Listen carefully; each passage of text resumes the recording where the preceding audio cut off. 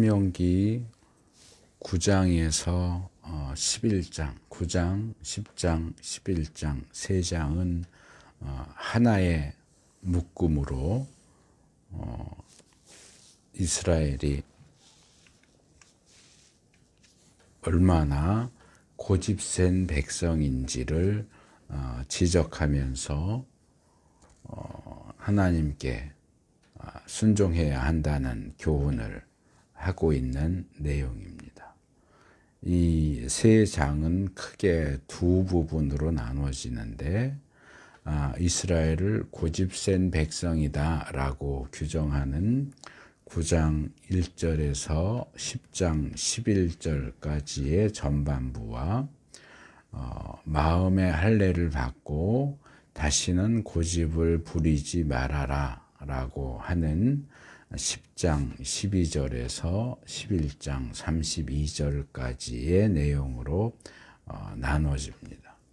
이 마음의 할례를 받는다거나 고집을 부리지 않는 것은 내적으로는 하나님을 경외하고 사랑하는 것으로, 그리고 외적으로는 하나님의 규례와 법도를 지키는 것으로 표현된다. 그렇게 이야기를 합니다. 그래서 이 하나님을 이스라엘이 어떻게 대하느냐 하는 그들의 태도가 땅과 관련된 그들의 운명을 결정짓는다. 그렇게 이야기합니다. 그래서 9장에서 11장은 특별히 땅에 초점을 맞추면서 이스라엘이 그 땅을 얻게 되는 이유가 무엇인가를 다루면서 그들이 그 땅을 얻는 것은 그들이 의롭기 때문이 아니다. 그러면 의롭지 않은 그 땅을 얻을 자격이 없는 이스라엘이 그 땅을 얻기 위해서는 어떻게 해야 하는가 하는 내용을 다룹니다. 지금 요약해서 말씀드린 이 내용은 사실 신명기 시작 때부터 처음부터 계속 반복되어 왔던 내용이기 때문에 생각하기에 따라서는 이 나이가 많이 먹은 이제 120살 된 모세가 자꾸 했던 얘기를 또 하고 잔소리하듯이 그렇게 하는 것처럼 들릴 수도 있습니다. 하지만 마땅히 들어야 하는 내용이라고 할지라도 그것을 듣는 것과 그리고 그 들은 말씀에 따라 행동하고 순종하는 것은 전혀 별개의 문제입니다. 100번, 100번, 1000번을 들어도 들은 말씀대로 행하지 않는다면 사실은 그것을 들었다라고 말하기가 어렵죠. 그렇기 때문에 지금 설교를 하는 모세 입장에서는 그 설교를 듣는 이스라엘이 내가 지금 하고 있는 이 설교 말씀, 하나님이 하시는 그 순종 요구에 응할 거다, 순종할 거다라는 확신이 어느 정도 들 때까지는 같은 말을 이렇게도 해보고 저렇게도 해보고 계속 반복할 수밖에 없었을 것 같다 하는 생각이 듭니다. 그래서 모세는 특별히 이 단락에서 이스라엘이 어떤 족속이냐, 이스라엘은 지난 역사 동안 하나님께 반역하기를 밥 먹듯이 한 족속들이다 하는 것을 구체적이고 또 노골적으로 지적하면서 그들이 하나님 앞에서 겸손해야 하고 그 겸손에 근거한 순종을 할 것을 계속해서 교훈합니다.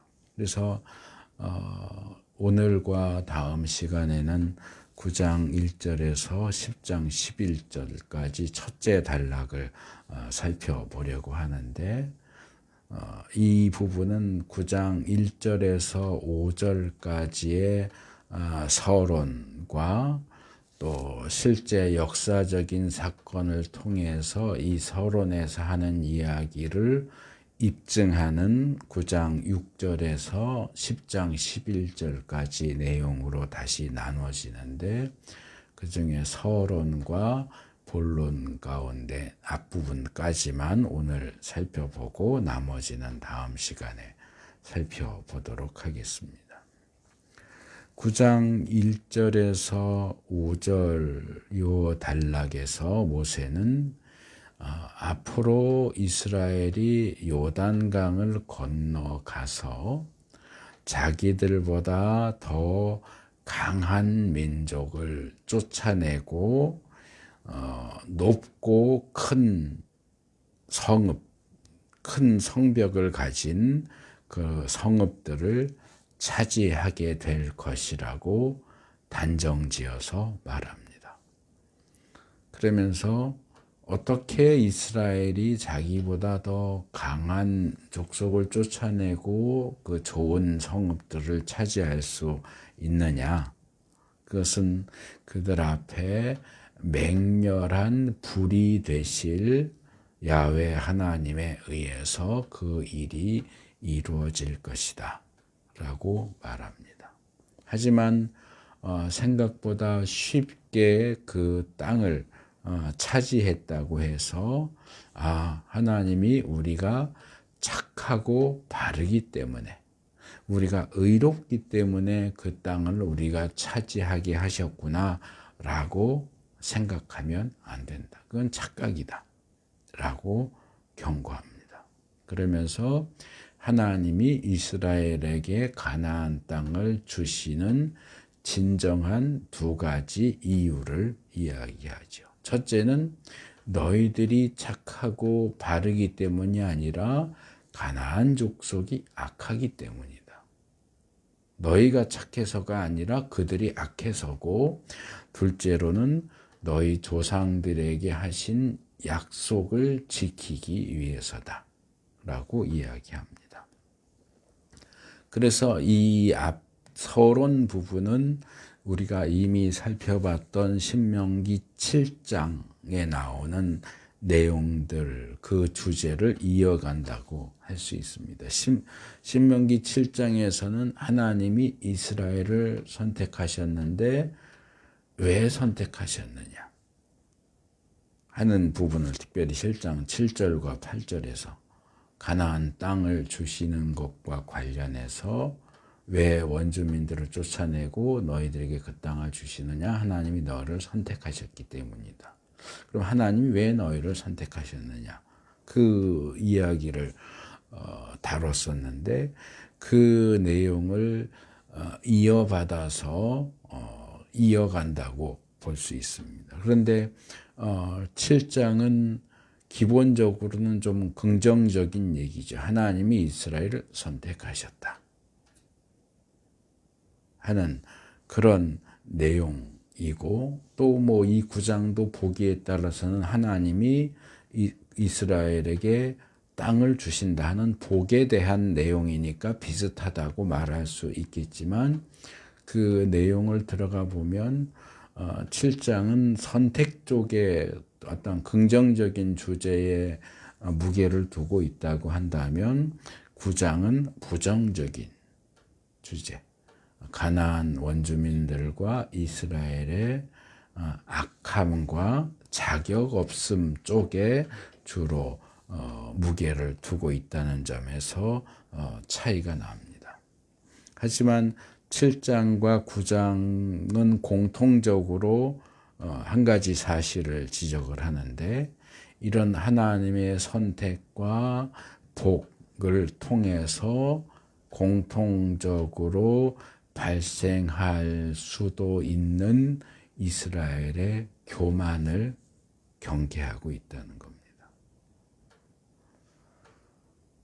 그래서 7장에서도 역시 비슷한 얘기를 슬쩍 이야기하고 너희가 강해서 너희를 선택한 게 아니다라고 깊게 들어가지는 않고 이렇게 슬쩍 언급하고 넘어갔지만 이 9장에서는 더 많은 부분이 너희들은 자격이 없다 하는 내용들을 계속 나열합니다. 그래서 이 7장과 9장 내용은 이 이야기의 흐름이 비슷한데 하나님이 너희를 선택하셨다, 너희에게 땅을 주신다 하는 하나님이 주시는 복에 대한 이야기에서 시작해서 하나님이 왜 우리를 선택하셨고 왜 우리에게 복을 주셨을까에 대한 어떤 착각, 잘못된 생각을 지적하면서 너희가 생각하는 그게 이유가 아니야. 실제 이유는 이런 거야. 그래서 그들의 생각을 바로잡는 그런 방식으로 이야기가 진행됩니다. 그래서 그 과정 중에서 이 9장은 특별히 이스라엘이 자기 자신들에 대해서 착각할 수 있는 부분을 굉장히 집중적으로 그리고 아주 아프게 세게 때립니다. 공격을 합니다.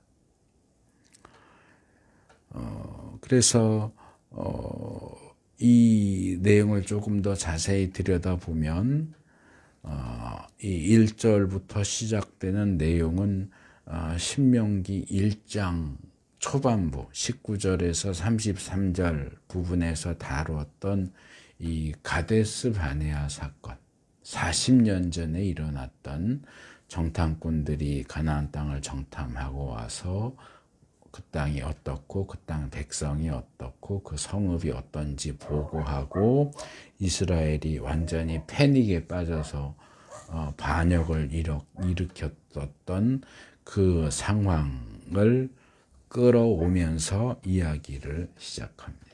그래서 그때 정탐꾼들이 보고하면서 사용했던 어떤 표현들, 내용들을 그대로 가져오죠. 당신들보다 강대한 민족들, 하늘에 닿을 듯이 높은 성벽으로 둘러싸인 큰 성읍들, 힘이 세고 키가 큰 아낙 족속들, 더 강한 민족, 더 튼튼한 방비가 되어 있는 요새 같은 성읍들, 거인 족속. 이 세 가지가 이스라엘이 가데스 바네아에서 반역을 일으켰던 직접적인 원인이거든요. 그래서 이 세 가지를 다시 끌어와서 이야기를 하지만 그런 요소들 때문에 너희들이 가나안에 들어가 봐야 소용이 없다 하는 얘기가 아니고 그런 요소들에도 불구하고 너희들이 너희보다 강한 그들을 내쫓고 방비가 잘 된 요새 같은 그 성읍을 너희가 차지하게 될 거다라고 이야기를 하죠. 그래서 이야기의 흐름은 긍정적으로 가고 있지만 여기 나오는 특별히 이 세 가지 가나안의 상태와 관련된 세 가지 표현들은 아주 강력하게 가나안 원주민들의 강함과 이스라엘 백성의 약함을 대조시키고 있습니다. 그래서 정탐꾼들도 그 보도를 할 때 그 거인들 앞에 가니까 우리 자신이 메뚜기 같이 보였다라고 얘기를 하죠. 그래서 어떤 분들은 이걸 메뚜기 컴플렉스 이렇게 부르기도 해요.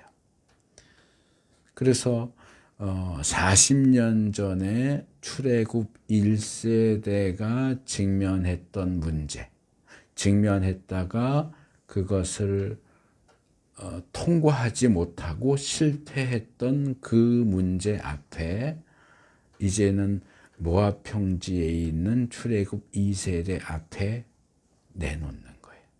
과연 2세대는 1세대처럼 이 세 가지 어려운 요소들 때문에 가나안 진입을 포기하고 반역을 할 것인가? 아니면 그럼에도 불구하고 가나안 땅으로 들어갈 것인가? 그 문제 앞에서 무너질 것인가? 그 문제를 극복할 것인가? 하는 상황을 만드는 겁니다. 고고학적인 연구를 보면 이 당시에 가나안 성벽들은 뭐 다 똑같지는 않았겠지만 뭐 대표적인 그 성읍들 뭐 여리고라든지 이런 곳들을 발굴한 것을 보면 성벽들 높이가 9m에서 15m 정도 됐다고 그래요. 굉장히 높은 거죠. 우리 여기 뭐 서울에 뭐 서대문, 남대문 뭐 그런 데 가보세요. 지금도 막루가 문이 있고 막루 있고 담이 있잖아요. 그 높이가 얼마나 돼요? 그게 9m 돼요? 안 될걸요? 한 3m, 4m, 뭐 최대 높아봐야 한 5m 될까? 5m도 안 될걸요? 근데 이 당시 가나안의 성벽들은 9m에서 높으면 15m까지 됐다고 그러고 이 성벽의 폭이 4m에서 5m. 그러니까 아마 이건 제 생각에는 여리고 정도 기준으로 놓고 얘기하는 것 같아요. 4m에서 5m면 2차선이에요. 왕복 2차선. 그래서 실제 기록을 보면 여리고를 발굴하면서 보니까 여리고의 성벽은 마차 2대가 이렇게 양방향으로 오고 갈 수 있을 정도로 그렇게 길이 만들어 성벽 위에. 그러니까 성벽이 그렇게 두껍다는 얘기죠. 그렇게 아주 높고 튼튼하게 쌓은 성벽들로 되어 있었다 하는 것을 보면 여기서 가나안의 성읍들의 성벽이 하늘에 닿을 듯이 높다라고 하는 표현은 굉장히 현실적인 표현이다 이렇게 말할 수 있습니다. 그리고 또 정탐꾼들이 가나안에는 안악자손들도 있었다라고 얘기하면서 그 안악자손이 누구냐? 노아 홍수 시대에 살았던 네피림. 이 부분은 제가 창세기를 다루면서 말씀을 드렸지만 이 네피림이 누구냐, 도대체 어떤 존재들이냐에 대해서 사실 논란이 좀 많아요. 근데 이 네피림이라는 단어는 히브리어 나팔에서 나온 거거든요. 나팔은 떨어진다 그런 뜻이에요. 이렇게 물건을 떨어뜨린다. 뭐 사람이 서 있다가 이렇게 무너지듯이 주저앉는다 이럴 때도 나팔을 쓰거든요. 그리고 상징적으로는 타락했다 이런 때도 써요. 그래서 보통은 네피림은 타락한 사람들. 그러니까 사회 지도층이지만 타락한 악한 지도자들, 권력을 가지고 있지만 악한 지도자들을 가리킨다. 이게 이제 가장 보편적인 네피림에 대한 해석인데 또 다른 해석이 있어요. 유대교 안에도 그런 해석이 있고 기독교 안에도 소수가 그런 해석을 하고 실제로 이 히브리어 성경을 헬라어로 번역한 70인역은 이 네피림을 뭐라고 번역했느냐 하면 헬라어로 기간테스라고 번역을 했어요. 이 기간테스가 뭐냐 하면 영어의 자이언트가 기간테스예요. 그러니까 거인. 그러니까 네피림 이렇게 음력을 한 것도 아니고 뭐 타락한 자들 이렇게 의미역을 한 것도 아니고 전혀 엉뚱해 보이는 거인족이라고 번역을 한 거예요. 그래서 이 성경을 해석하는 그런 주장 해석 중에는 이 네피림은 거인족이다. 왜냐하면 여기 민수기 같은 곳에서 아낙 족속은 거인족인데 네피림의 후손이다 이렇게 말하고 있기 때문에 결론적으로 네피림도 거인 족속이다 이렇게 이제 보는 거죠. 그래서 네피림은 거인 족속을 지칭하는 뭐 아낙 자손 뭐 이들과 관련된 몇 개 다른 그 특수한 용어들이 성경에 나오는데 그것들은 다 거인 족속을 가리키는 말이다. 그렇게 이제 주장을 하기도 하고 거기서 조금 더 나아간 사람들 이건 우리가 받아들이기 어려운 주장인데 이것은 타락한 천사가 인간 여자와 성관계를 해서 낳은 자식들이 네피림인데 천사의 자식이기 때문에 거인족이 된 거다. 이렇게 주장을 하기도 해요. 근데 이거는 천사들이 과연 인간과 성관계를 할 수 있는지도 의문이고, 예수님은 하늘에 있는 천사들은 결혼도 하지 않는다 그랬는데 그런 이종 간의 성관계가 가능한지도 성경에선 제대로 밝히지 않고 있고, 또 실제로 천사와 인간 사이에서 자식이 생길 수 있는지도 우리가 알 수가 없어요. 그렇기 때문에 그 주장에 대해서는 뭐 그런 주장도 있다 하는 정도만 뭐 생각하지 그것을 받아들이기는 어렵거든요. 그런데 어쨌든 이 당시의 정탐꾼들은 안악자손이라고 하는 거인족이 있는데 이들은 네피림의 후손이다 그렇게 얘기를 합니다. 어쨌든 그래서 이 당시의 안악족성은 확실히 거인족이라는 의미로 이해가 됐었죠. 그러니까 일반 가나안 원주민들도 강하고 힘이 센데 그들이 지키고 있는 성읍은 하늘에 닿을 정도로 높고 튼튼한 성읍에다가 거인족까지 있으니까 이건 우리가 가나안에 들어가 봐야 이거는 어떻게 뭐 아무것도 할 수가 없어 라고 하는 그 생각에 이제 1세대는 패닉에 빠진 거죠. 우리 가나안 땅에 들어가라고 해서 들어가 봐야 이거는 어떻게 될지 뻔한데 어떻게 들어가겠느냐는 거죠. 거기 가서 맞아 죽으나 광야에서 굶어 죽으나 애굽에서 노예 생활하다가 죽으나 똑같은데 뭘 우리를 끌고 와가지고 고생고생하게 해놓고 결국 죽을 자리를 몰아넣느냐. 이럴 거면 차라리 애굽으로 돌아가자. 그러면서 반역을 일으킨 거거든요. 근데 지금 그것은 출애굽 1세대죠. 40년 전 출애굽 1세대가 경험했던 상황이고 지금은 40년이 지나서 모압 평지, 가데스 바네아가 아닌 모압 평지에 출애굽 2세대들이 있는데 그들도 이제 가나안 땅으로 들어가야 하기 때문에 1세대가 직면했던 똑같은 문제에 다시 직면하게 되는 거예요. 여전히 가나안 원주민들은 강하고 여전히 그들의 성읍은 튼튼하고 여전히 그 땅에는 거인족속이 살고 있을 텐데 우리 조상, 우리 아버지 세대도 못했던 걸 과연 우리가 할 수 있을까? 심각하게 고민이 되는 문제죠. 그래서 이제 그들은 자기 아버지 세대처럼 그들과 싸우기를 거부하고 우리 뭐 이집트로 돌아가든지 아니면 여기 요단 동편 땅 차지했으니까 여기서 옹기종기 살든지 요단강 건너가지 말고 뭐 그러든지 그러니까 그 문제를 회피하든지 아니면 하나님의 명령에 따라 요단강을 건너서 가나안 땅에 들어가서 전쟁을 시작하든지 양자택일을 해야 하는 상황에 있었다는 거죠. 우리도 비슷해요. 살다 보면 이전에 곤란을 겪었던 문제에 또다시 직면하게 되고 회피하게 되면 또 얼마 있다가 또 같은 문제에 걸리고 근데 이게 회피만 해가지고 되는 게 아니거든요. 우리의 일반적인 생활에 있어서도 마찬가지고 신앙생활에 있어서도 우리가 계속 걸려 넘어지는 문제가 있어요. 근데 그거는 회피만 해가지고는 해결이 안 돼요. 그 극복해야 돼. 싸워서 이겨야 되는데 그럴 때 우리는 어떻게 해야 하느냐. 이스라엘을 보면서 좀 생각을 할 필요가 있죠.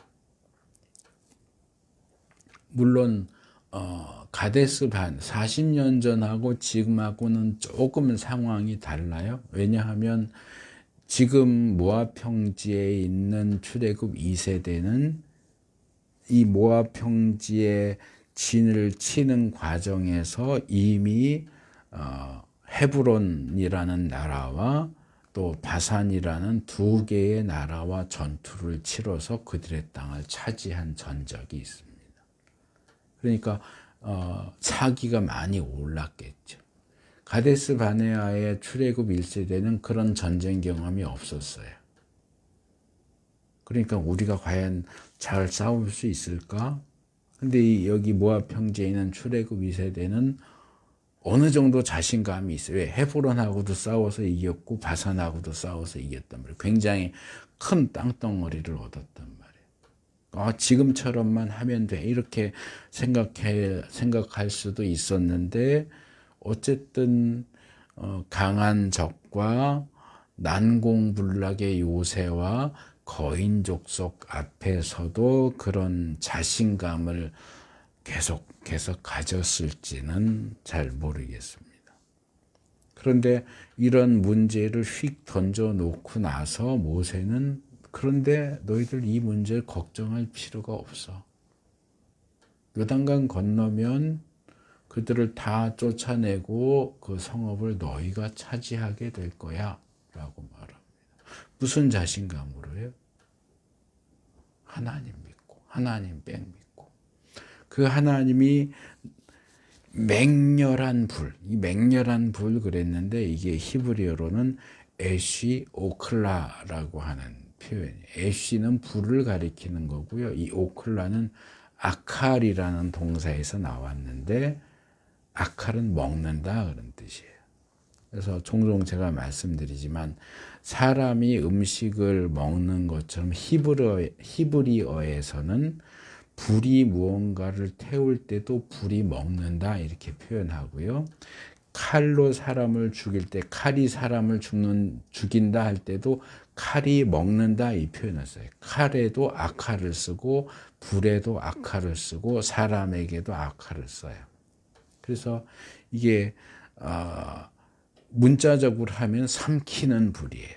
이렇게 확 싸잡아서 태워버리는 불을 가리키는 거예요. 그러니까 이제 다르게 말하면 그만큼 맹렬한 불이라는 얘기죠. 이 똑같은 표현이 4장 24절에서도 나왔어요. 거기는 근데 또 삼키는 불이라고 번역을 했어요. 같은 표현을 이 세 번역이 4장 24절에서는 삼키는 불 그랬고 여기에서는 맹렬한 이렇게 불이라고 다르게 번역을 했지만 히브리어 원문으로는 똑같은 표현이에요. 근데 흥미로운 것은 본문에서는 모세가 이 에쉬 오클라를 하나님이 그런 삼키는 불이 되셔서 너희들보다 앞서서 요단강을 건너가실 것이고 너희들 앞에서 너희의 대적들을 전멸시키실 것이고 그래서 그들이 너희 앞에 무릎을 꿇게 하실 것이다. 그 삼키는 불이신 하나님이 그 일들을 다 하나님이 하실 거야 라고 얘기를 하고 있고요. 4장 24절은 또 상황이 달라요. 너희가 가나안 땅에 들어가서 우상을 섬긴다면 하나님께서 삼키는 불이 되어서 예전 개혁은 소멸하는 불 이렇게 했어요. 삼키는 불이 되어서 너희들을 삼켜버리실 거야 라고 그랬어요. 그래서 전혀 상황이 다르죠. 하나님이 삼키는 불이라는 건 똑같은데 본문에서는 이스라엘의 대적들을 삼키시는 반면 4장에서는 우상 숭배하는 이스라엘을 삼킬 것이다 이렇게 이야기를 해요. 그래서 이건 뭐냐? 이스라엘이 어떻게 행동하느냐에 따라서 하나님은 이스라엘의 아군이 되기도 하시지만 적군이 되기도 하신다. 그래서 몇 주 전에 제가 그레고레오 마지막 설교 시간에 그랬잖아요. 여호와의 날을 왜 기다리느냐? 하나님이 당연히 내 편일 거라고 생각하지 마라. 중요한 것은 내가 하나님 편이냐 하는 거지, 하나님이 내 편이다 이거는 우리가 단정지어서 말할 수 없다. 내가 하나님 편이어야 하나님이 내 편이신 거지, 내가 하나님 편을 안 드는데 하나님이 여전히 내 편이실 거다, 내가 무슨 짓을 하든 하나님은 내 편일 거야? 아니요, 그렇지 않아요. 이건 착각이에요. 이스라엘이 하나님께 순종하면 하나님은 삼키는 불이 돼서 이스라엘의 대적을 삼키실 거예요. 그런데 이스라엘이 우상을 섬기면 하나님은 역시 삼키는 불이 돼서 이번에는 이스라엘을 삼키세요. 이스라엘이 어떻게 하느냐에 대해서 따라서 삼키는 불이신 하나님이 누구를 삼킬 것이냐, 누구를 확 불사질러서 죽여버릴 것이냐가 대상이 달라진다는 거예요. 그래서 나 교회 다니니까, 나 예수님 믿는다고 신앙 고백했으니까 당연히 하나님은 내 편일 거야 라고 생각하면 안 돼요. 조심해야 되는 부분입니다. 또 본문을 보다 보면 7장 22절에서 그 부분을 다루면서 제가 지적을 했는데, 너무 빠른 시간 안에 가나안 원주민들을 싹 쫓아내면 그 땅이 텅텅 비게 되니까 이 들짐승, 야생 짐승들이 번성하게 돼서 이스라엘, 아직 다 자리 잡지 못한 이스라엘 백성들을 해칠 수도 있으니까 내가 그들을 천천히 점진적으로 조금씩 쫓아내겠다, 이렇게 말씀을 하셨어요. 근데 본문 3절에 보면 하나님이 그들을 빨리 몰아내서 멸망시킬 거다라고 이야기를 해요. 그래서 두 가지를 내용만 비춰보면 서로 반대되는 것 같아요. 하나는 천천히 점진적으로, 또 하나는 빠르게 급속하게 쫓아낸다, 그렇게 얘기를 하고 있기 때문에 이 두 내용이 서로 모순되는 것처럼 보인다, 이렇게 생각할 수 있는데, 그 부분에서도 제가 계속 말씀드렸던 부분이지만 이 모순되어 보이는 이 두 개의 내용은 각각 다른 것을 얘기해요. 본문이 얘기하는 빨리 쫓아낸다 하는 얘기는 여호수아서 전반부에 나오는 정복전쟁을 얘기하는 거예요. 지금도 계속 살펴보고 있고, 우리가 민수기에서도 13장, 14장, 또 신명기 1장에서도 살펴봤지만, 이 가데스 바네아 사건은 이스라엘이 가나안을 정복하는 게 얼마나 힘들겠느냐 하는 문제를 다뤘어요. 근데 막상 여호수아서 들어가서 전반부를 보면 정복 전쟁은 굉장히 빨리 끝나요. 자질구레한 전투도 있지만 크게 나누면 한 3번 정도 큰 전쟁을 치르면서 정복 전쟁이 끝나버려요. 요단강 건너서 가자마자 여리고 전쟁, 그 다음에 아이성에서 패배하고, 그 다음에 기브온 사람들 중심으로 해서 가나안 중부에 연합한 적을 무찌르고 북부로 올라가서 무찌르고, 대충 몇 번 전쟁하고 나서 전쟁이 끝나버려요. 생각보다 굉장히 쉽게 그리고 빠르게 정복 전쟁이 끝나는 걸 볼 수 있어요. 이제 문제는 그 다음에 이제 각 지파에게 나누어진 영토를 차지하는 국소전이 이제 문제인 거예요. 그래서 그것은 여호수아 후반부하고 사사기에서 주로 다루죠.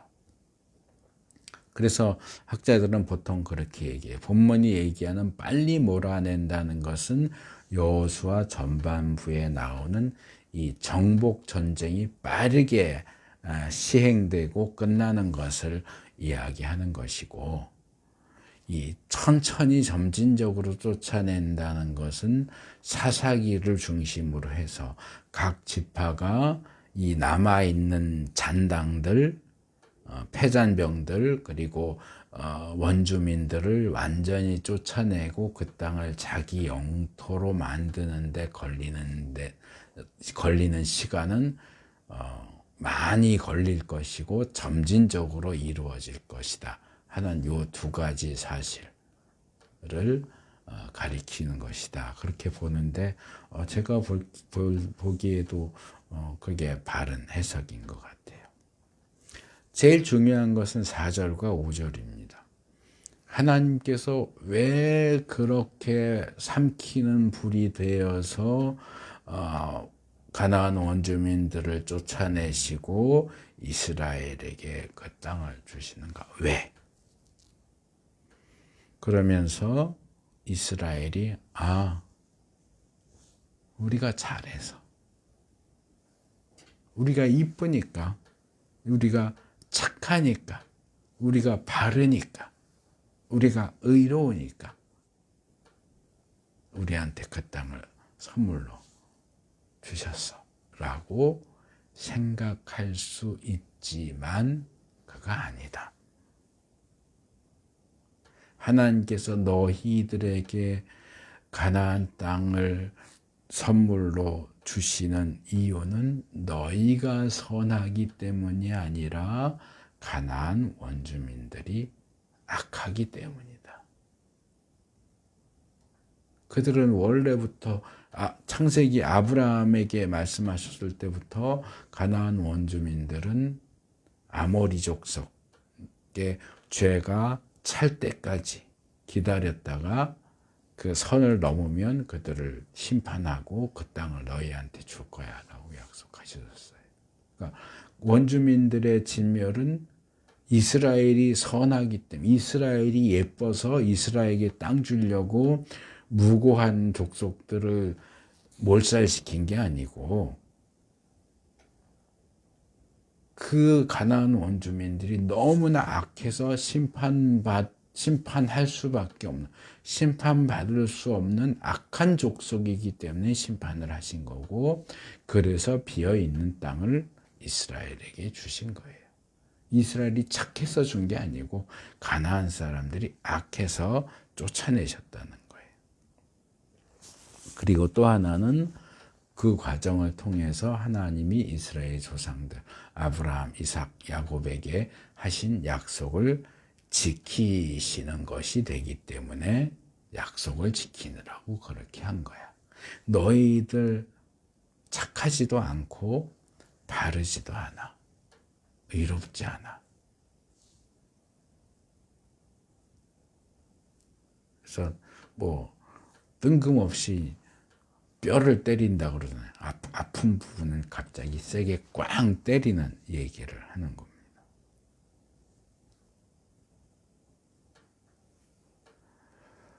그래서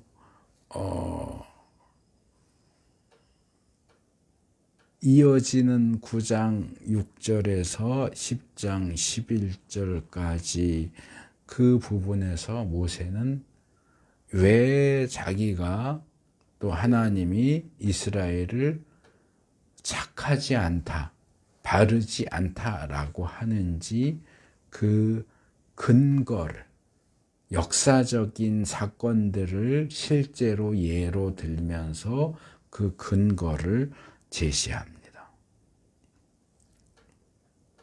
그러면서 너희는 착하고 바른 백성이 아니고 6절, 7절을 요약하면 고집이 세서 늘 하나님을 거역해서 그분을 노엽게 하는 백성이지 착하거나 바른 백성이 아니다. 너희는 고집센 족속이고 거역하는 족속이고 하나님을 화나게 한 주먹을 부르는 얼굴, 주먹을 부르는 말, 이런 표현이 있는데, 니들은 맞을 짓만 골라서 하는 놈들이야, 그 얘기. 착해? 의로워? 바라? 웃기지 마라. 니들은 못된 놈들이야. 그 얘기를 하는 거예요. 근데 이 부분에서 착하다. 이 세 번역이 왜 착하다라고 번역을 했는지 모르겠어요. 제가 히브리 원문을 찾아보니까 이 착하다는 ጼ데크를 번역한 거예요. ጼ데크는 보통 의롭다라고 번역되는 단어거든요. 미시파트. 지금 지난번에 말씀하셔서 지금 그레고레오 다음 주제로 공의와 정의에 대한 내용을 지금 아직 어떻게 풀어갈까 구상하고 있는 중인데 그 중에 하나거든요. ጼ데크는. 그러니까 의롭다라고 번역을 해야 더 일반적인데 그걸 왜 착하다라고 번역했는지 모르겠어요. 그리고 이 바르다는 야샤르라고 하는 단어인데 곧다 그런 뜻이에요. 올곧다 그런 뜻이에요. 올곧아서. 그러니까 뭐 이건 정직하다는 뜻이 될 수도 있고 올바르다는 뜻이 될 수도 있고 뭐 의롭다는 뜻으로도 사용될 수 있는 단어인데, 그러니까 너희들이 잘해서 뭐 한마디로 그래서 뭐 착하다 바르다보다 더 가장 중요한 핵심 단어는 고집이 세다. 고집이 세다. 너희는 고집 센 백성이야. 이 고집이 세다라고 하는 이 표현은 사실은 새 번역이 의역을 한 건데 의미만 번역을 한 거예요. 원래 히브리 원어로는 캐쉐 오레프라는 표현이 캐쉐 오레프. 오레프는 이제 이 개역 성경은 예전의 개역 성경은 이것을 너희는 목이 곧은 백성이다 이렇게 직역을 했어요. 그러니까 이 오레프를 목으로 번역을 했는데 이것도 사실은 정확한 번역이 아니에요. 왜냐하면 오레프는 목이 아니고 정확히 말하면 목덜미예요. 뒷목. 목 전체가 아니고 이 뒷덜미. 뒷덜미가 캐슈에는 이제 이 오레프를 수식하느라고 변형된 거고 원래는 카슈라고 하는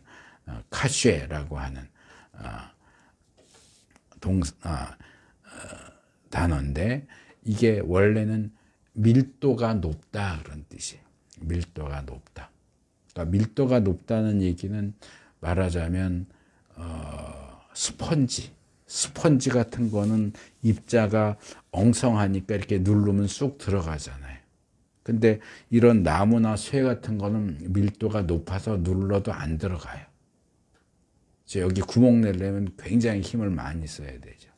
그래서 이 밀도가 높다 해서 딱딱하다. 그래서 이 단어는 영어 하드하고 비슷해요. 하드가 딱딱하다 하는 의미도 있지만 일이 너무 힘들다, 어렵다 이런 뜻도 있잖아요. 그러니까 일을 하는데 밀도가 낮으면 쉬워요. 설렁설렁 해도 되는데 밀도가 높은 일은 그 일을 하기가 어렵죠. 힘들고 괴롭죠. 그래서 이 밀도가 높다라는 뜻에서 딱딱하다, 힘들다, 어렵다, 그 외에 뭐 잔인하다. 그러니까 저 사람은 딱딱해. 저 사람은 찔러도 피 한 방울 안 날 사람이야. 아주 엄격하고 잔인하고 거칠고 호되고 상대방을 아주 쓰라리게 하는 그런 자들을 얘기할 때도 이 카시에가 사용돼요. 그러니까 이스라엘이 애굽에서 노예 생활할 때 거기서 고된 그 대우를 받았잖아요. 그때도 이 카시에가 사용됐어요. 잔인한, 거친, 호된, 쓰라린. 그리고 마지막에 상징적으로 고집이 센, 완고한 이런 뜻까지. 이게 굉장히 폭넓은 의미를 가진 단어예요. 그러니까 뒷덜미가 딱딱하다 그 말이에요. 목덜미가 딱딱하다, 뻣뻣하다. 그러니까 이건 그냥 쉽게 풀면 고집이 세다 그 얘기예요. 고집이 세다라는 얘기인데 왜 히브리어에서는 고집이 세다를 뒷덜미가 뻣뻣하다 이렇게 할까? 학자들 가운데는 이걸 이렇게 설명을 하기도 하더라고요. 말씀을 듣기 위해서는 고개를 이렇게 돌려야 되는데 말 듣기 싫어서 고개를 안 돌리는 거예요. 이렇게 고개를 뻣뻣하게 세우고, 여기서 말을 하면 말을 들으려면 이렇게 돌려야 되잖아요.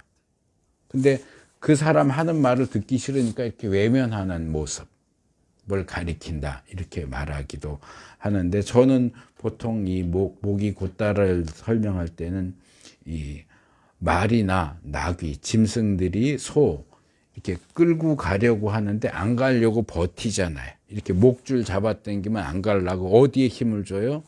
뒷덜미에 힘을 줘요. 목에 뻣뻣하게 힘주고, 주인은 가자고 당기는데 안 간다고 이렇게 뻗팅기는 모습. 고집 부리는 거죠. 가야 되는데 안 가겠다. 거기 가면 안 된다고 그러는데 굳이 가야겠다고 뻗팅기는. 이게 고집이 센 거예요. 물론 뭐 고집이 꼭 나쁜 것만은 아니에요.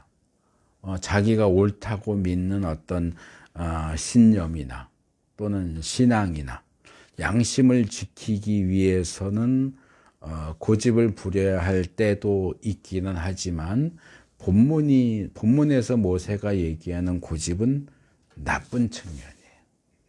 마땅히 들어야 하는데 듣지 않으려고 하고, 마땅히 해야 하는 일인데 하지 않으려고 하는 그런 고집, 못돼 먹은 고집,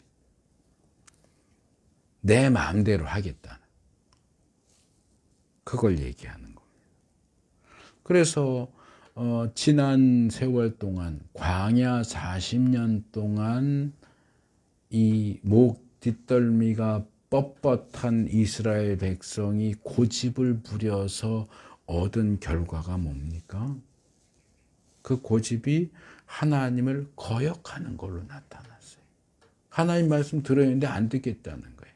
하나님은 가나안에 들어가야 된다고 하는데 나는 안 들어가겠다는 거예요. 그 대표적인 게 가데스 바네아 사건인 거예요. 고집은 거역으로 이어지고, 거역은 뭘 가져왔어요? 하나님을 노엽게 하시는 결과가 왔어요.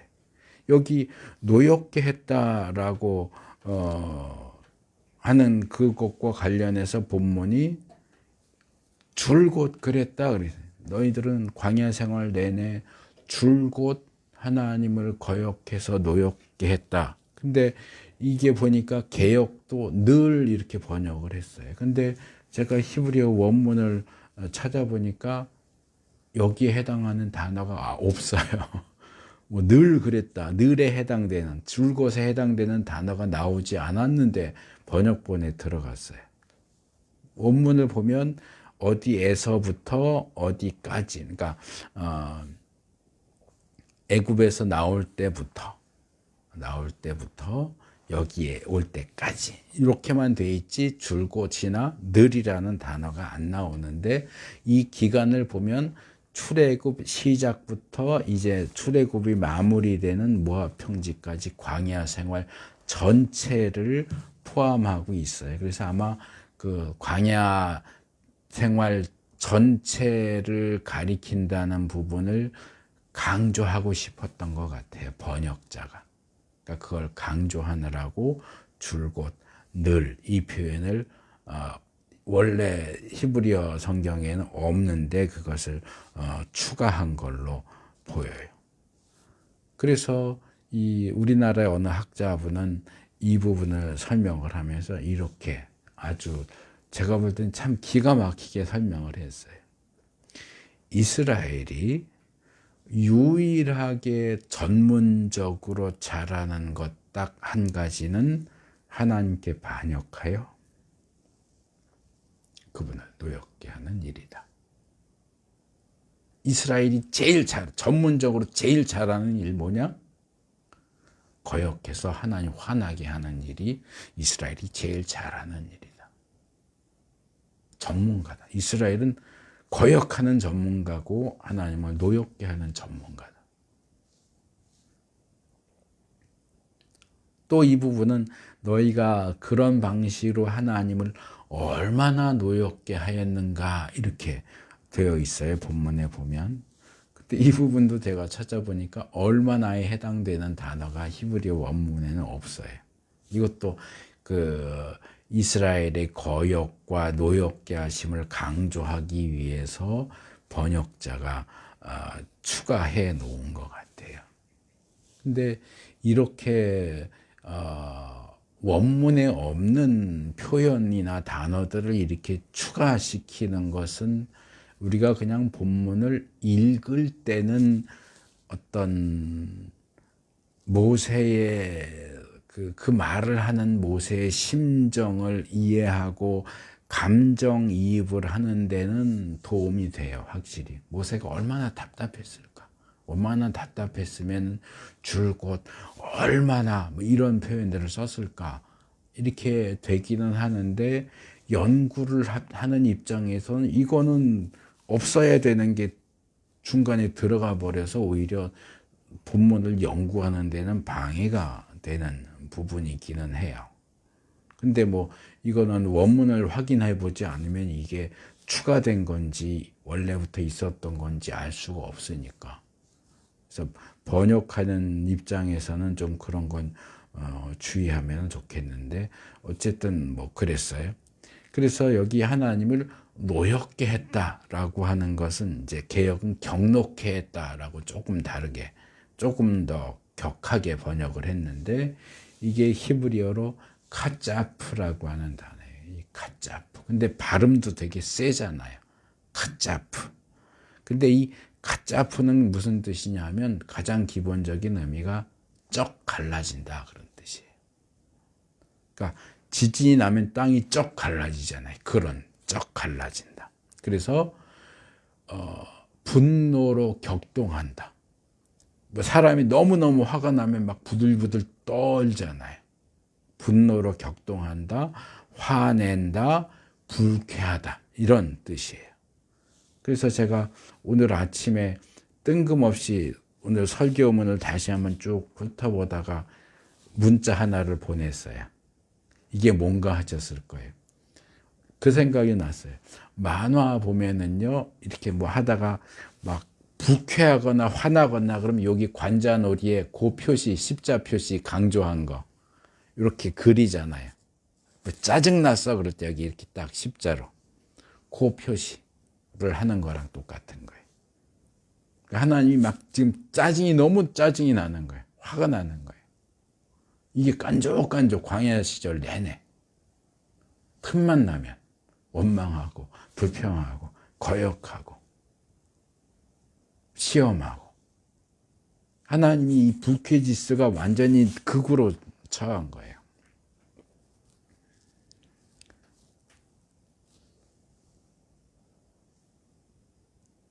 그래서 모세는 너희가 어떤 민족인지 어떤 족속인지 잊어버리면 안 돼. 니들은 고집세고 거역하고 하나님 화만 돋구는 그런 민족이야. 근데 뭐 너희가 착하고 바르기 때문에 땅을 주셨다고? 봐라, 이제 들어봐라 하면서 이제 실제 있었던 일을 이제 소개하기 시작하는데 그건 이제 다음 시간에. 그래서 모세는 이렇게 이스라엘 앞에 놓일 긍정적인 상황과 또 그에 따라올 수 있는 부정적인 이 잘못된 생각, 반응을 지적합니다. 그러면서 그 부분과 관련해서 착각하고 오해하지 않도록 말하자면 아주 강력한 예방주사, 예방접종을 하는 거예요. 그래서 이스라엘이 얼마나 고집이 세고 반항적이고 반골들이고 하나님을 짜증나게 노엽게 불쾌하게 만드는 자들인 전문가인지를 지적하면서 혹시 너희들이 잘 될 때라도 엉뚱하고 딴 생각하면 안 돼. 절대로 안 돼. 라고 하면서 아주 매섭게 몰아붙여요. 근데 지금 신명기 설교를 시작하면서부터 계속 비슷한 얘기를 계속 반복하니까 듣는 입장에서는 처음에는 그래 우리가 잘해야지 이러다가도 계속 지적을 하니까 슬쩍 속에서 올라오기도 하고 자기 아버지를 욕하는 거잖아요. 부모 세대를 계속 욕을 하니까 기분이 나쁠 수도 있었을 것 같아요. 그래서인지 이제 모세가 이스라엘이 혹시라도 반박할 수 없게 만드는 그들 모두가 알고 있는 광야 생활 중에 있었던 실제 사건을 예로 드는 거예요. 그래서 우리가 이 말씀을 들으면서 혹시라도 이거 이 이스라엘 놈들 이거 아주 몹쓸 놈들이구만, 나쁜 놈들이네, 이런 생각을 하실 수도 있겠다 싶어서 요거만 덧붙이고 말씀을 맺겠습니다. 제가 계속해서 지적을 하는 것처럼 구약의 이스라엘은 샘플입니다. 샘플이고 인류의 대표예요. 구약이 이스라엘을 중점적으로 다루는 것은 그들이 특출나게 잘나서도 아니고 그들이 특별히 악하기 때문도 아니에요. 그들은 그냥 평균이, 모든 인간의 평균의 위치에 있는 사람들이에요. 모든 시대에 모든 인간들이 할 법한 생각을 하고 행동을 하는 그런 존재라는 얘기예요. 다르게 말하면 이 말씀을 읽는 우리라고 해서 그럼 이스라엘하고 다르냐? 이스라엘은 죽어 마땅한 나쁜 놈들이고 우리는 그들보단 조금 나은 존재들이냐? 그렇지 않다는 거예요. 우리에게는 그들을 욕할 자격이 없어요. 왜냐하면 그들의 모습이 우리의 모습이거든요. 그들이 잘했다는 건 아니지만 우리가 이스라엘을 욕하는 것은, 비난하는 것은 한자성어에 그런 말이 있잖아요. 이 50보 소백보. 전쟁터에서 50걸음 도망간 사람이 100걸음 도망간 사람 보고 겁쟁이라고 웃는 거예요. 비웃는 거예요. 자기도 도망가 놓고 나는 그래도 50보밖에 도망을 안 갔는데 너는 100보씩이나 도망가냐. 아우 겁쟁이. 자기는 겁쟁이 아닌가요? 똥 묻은 개가 겨 묻은 개를 나무래는 것입니다. 아무리 우리가 이스라엘을 욕하면서 잘난 체 할지라도 하나님이 보시기에 우리는 그들보다 더하면 더했지. 조금도 낫다고 할 수 없는 존재입니다. 이스라엘은 거울에 비친 우리 자신의 모습입니다.